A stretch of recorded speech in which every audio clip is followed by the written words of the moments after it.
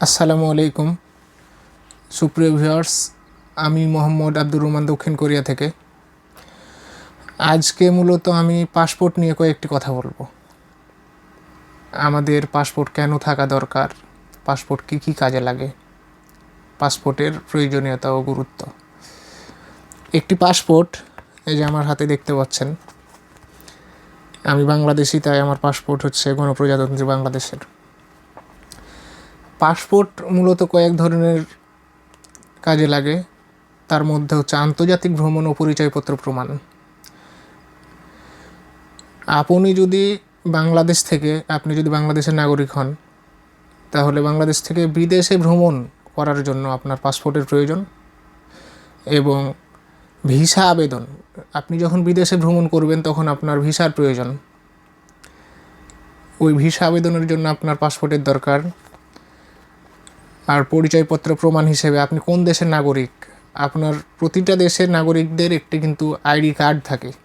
ID card ছাড়াও পাসপোর্টের মাধ্যমেও কিন্তু বিদেশে যখন আপনি যাবেন তখন আপনার আইডি কার্ডের কিন্তু কোনো প্রয়োজন নাই। তখন আপনার পাসপোর্টই হচ্ছে আপনার প্রমাণ আপনি কোন দেশের নাগরিক।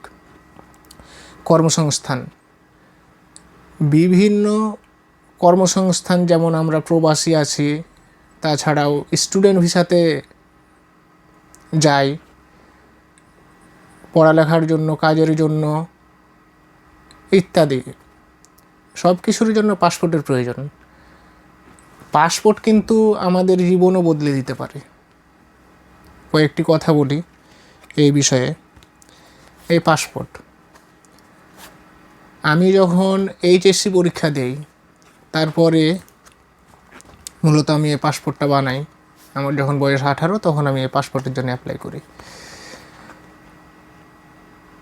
এই পাসপোর্টের অ্যাপ্লাই করার পর আমি যখন পাসপোর্টটা পাই, পাসপোর্ট আমার জীবন পরিবর্তনে কীভাবে সহায়ক দেখেন। মহান আল্লাহ তাআলা তো আছেই, তিনি তো সব কিছুর মালিক, তিনি তো আমাদেরকে রাস্তা দেখান, পথ দেখান, সুযোগ দান করেন।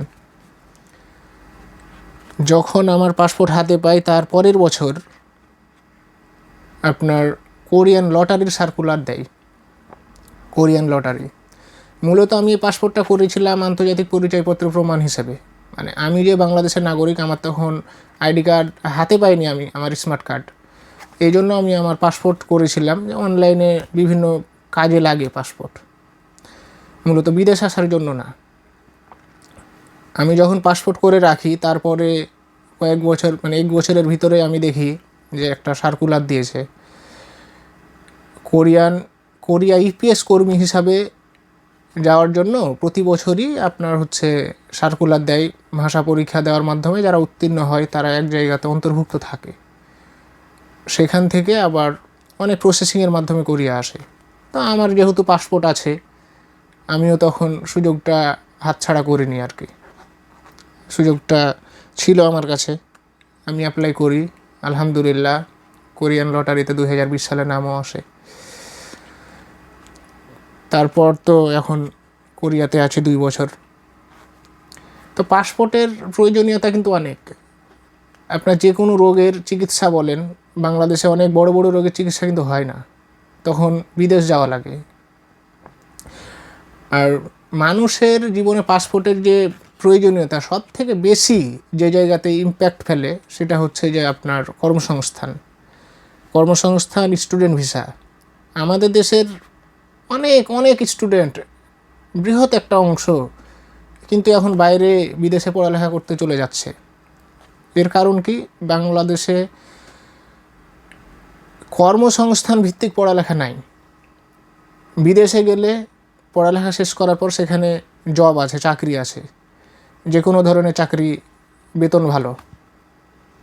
এই জন্য এখনকার ছেলেমেয়েরা বিদেশ যাওয়াটাকে বেশি প্রিফার করছে। তাছাড়া আমাদের মতো যারা প্রবাসী সাধারণ কর্মচারী ডাইরেক্ট কাজের ভিসাতে আসে, তাদের জন্য পাসপোর্টের প্রয়োজনীয়তা খুবই। এখনও প্রতি বছর কোরিয়ান লটারি সার্কুলার হয়। জাপানে যাওয়ার জন্য দেশের বৃহৎ একটা অংশ শিক্ষিত জনগোষ্ঠী চেষ্টা করছে জাপানিজ ভাষা। তাছাড়া চীন, পৃথিবীর উন্নত দেশগুলোর কয়েকটি দেশের ভিতরে জাপান, কোরিয়া এই দুইটা দেশে খুব সহজেই এবং এখানে কিছু ভাগ্য লাগে আসা যায়। এর জন্য কি আপনার একটা পাসপোর্ট থাকতে হবে। আপনি লটারিতে আবেদন করবেন, তারপরে পড়ালেখা করবেন কোরিয়ান ভাষা, এই তো।